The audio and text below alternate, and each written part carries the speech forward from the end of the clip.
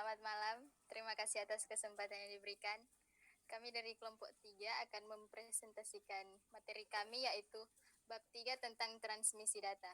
Untuk nama-nama kelompok, yang pertama Abinarti Paende, yang kedua Cynthia Maleke, yang ketiga Desire Budiman, yang keempat Emilia Kaseroan, dan yang kelima Susanti Higinik.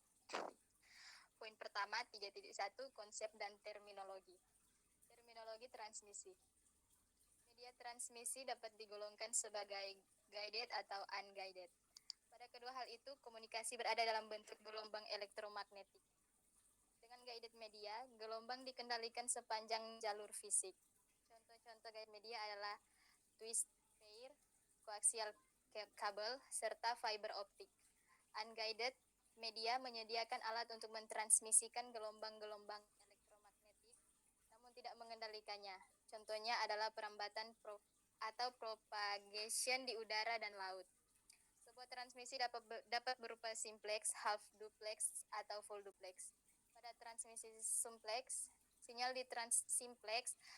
ditransmisikan hanya pada satu direction atau arah, satu station sebagai transmitter dan lainnya sebagai receiver. Pada operasi half duplex, kedua station dapat mentransmisikan namun hanya satu station yang sama. Sedangkan pada operasi full duplex, kedua station bisa mentransmisikan secara kebersamaan. Pada kasus berikutnya, media membawa sinyal pada kedua arah pada saat yang sama. Frekuensi, spektrum, dan bandwidth. Konsep time domain. Bila dipandang sebagai suatu fungsi waktu, sebuah sinyal elektromagnetik dapat berupa sinyal analog atau digital. Sinyal analog adalah sinyal di mana intensitasnya berubah-ubah dalam bentuk halus sepanjang waktu. Dengan kata lain, tidak ada sinyal yang terputus atau discontinue. Sedangkan sinyal digital adalah sinyal di mana intensitasnya mempertahankan level yang konstan selama beberapa periode waktu dan kemudian berubah ke level konstan yang lain. Sinyal pendek yang paling sederhana adalah sinyal periodik, di mana pola sinyal yang berulang setiap waktu. Selanjutnya akan dibacakan oleh Cynthia Malik.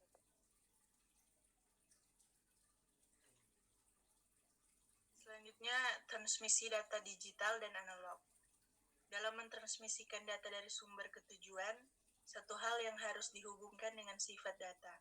Arti fisik yang hakiki dipergunakan untuk menyebarkan propagate data dan pemrosesan atau penyetelan apa yang perlu dilakukan sepanjang jalan untuk memastikan bahwa data yang diterima dapat dimengerti dengan baik. Secara kasar, istilah analog dapat disamakan dengan continuous, sedangkan digital dengan discrete. Dua istilah ini sering digunakan dalam komunikasi data dan sedikitnya dalam tiga konteks. Yang pertama data, kedua pensinyalan, tiga transmisi. Data. Konsep-konsep mengenai data analog dan digital cukup sederhana. Analog data menerima nilai yang terulang secara terus-menerus dan kontinu dalam beberapa interval. Sebagai contoh, suara dan video mengubah pola-pola intensitas secara terus-menerus. Sebagian besar data yang dikumpulkan oleh sensor, seperti temperatur dan tekanan, dinilai tanpa henti. Digital data menerima nilai-nilai yang berlainan, misalnya teks dalam bilangan bulat. Contoh yang paling dikenal dari analog adalah audio, di mana dalam bentuk gelombang suara akustik dapat dirasakan manusia secara langsung. Yang ketiga, sinyal. Dalam suatu sistem komunikasi, data disebarkan dari satu titik ke titik yang lain melalui sebuah alat sinyal-sinyal elektrik. Suatu sinyal analog merupakan aneka ragam gelombang elektromagnetik yang berlangsung terus-menerus yang kemungkinan disebarkan lewat berbagai macam media, tergantung pada spektrum. Contohnya media kabel atau wire, semacam twisted pair dan koaksial kabel, kabel fiber optik, dan atmosfer atau ruang perambatan. Sinyal digital adalah suatu rangkaian voltase pulsa yang bisa ditransmisikan melalui sebuah media kabel. Sebagai contoh, suatu level voltase positif konstan ditunjukkan sebagai binar 1, sedangkan level voltase negatif konstan dengan binar 0. Kemudian transmisi. Perbedaan final tetap bisa dibuat, baik sinyal analog maupun sinyal digital, dapat ditransmisikan melalui media transmisi yang sesuai. Caranya, sinyal-sinyal ini diperlakukan sebagai fungsi sistem transmisi.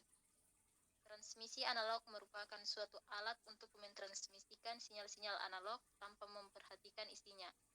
Sinyal bisa menampilkan data analog, misalnya suara.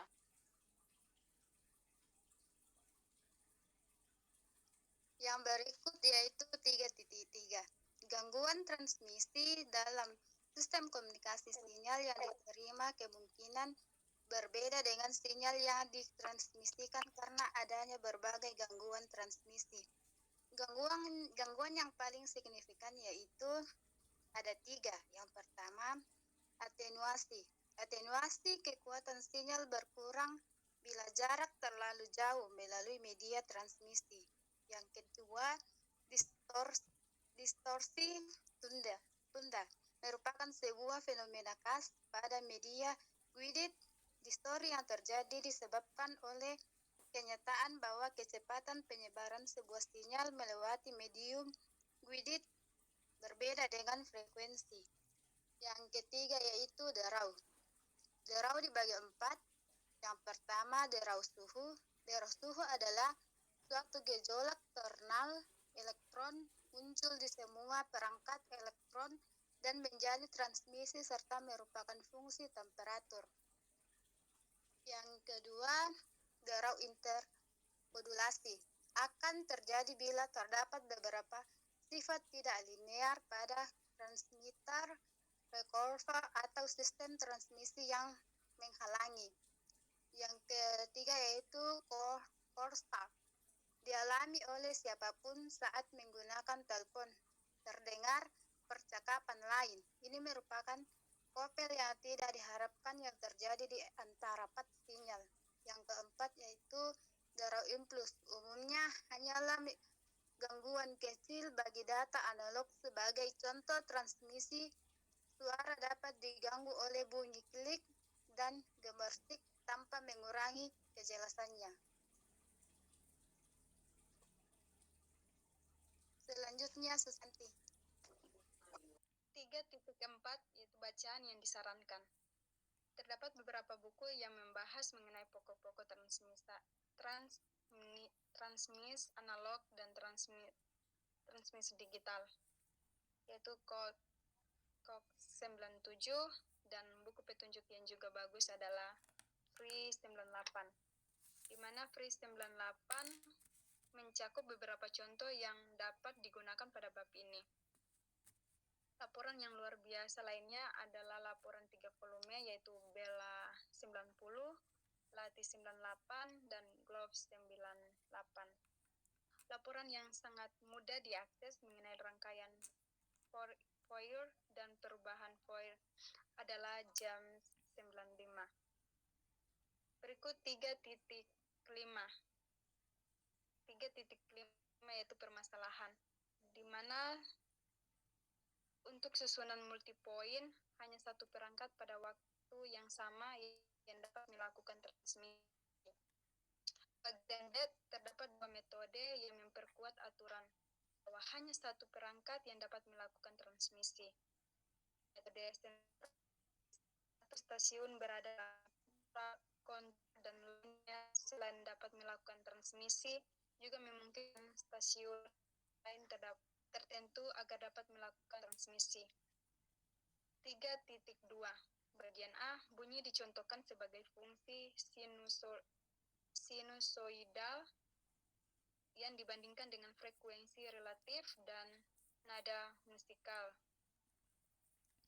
3.3. Bagian A, bila garis lengkung penuh pada gambar 3.14 melambangkan sin. Apa yang dilambangkan oleh garis lengkung terputus-putus. Garis lengkung terputus-putus dapat ditulis dalam bentuk asin. Demikian presentasi yang kami presentasikan dan terima kasih.